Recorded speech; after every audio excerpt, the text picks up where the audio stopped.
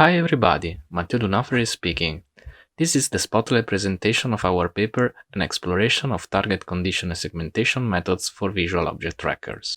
The visual tracking communities are currently moving forward on using segmentation masks to represent target states.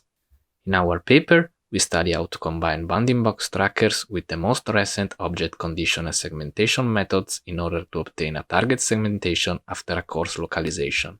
Our work can be seen as an extensive and in-depth reference to transform any bounding box tracker into a segmentation tracker.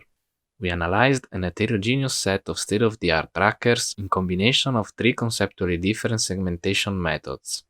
Our broad study shows that the best combinations can compete with the recently proposed segmentation trackers on the VOT 2020 and Davis benchmarks.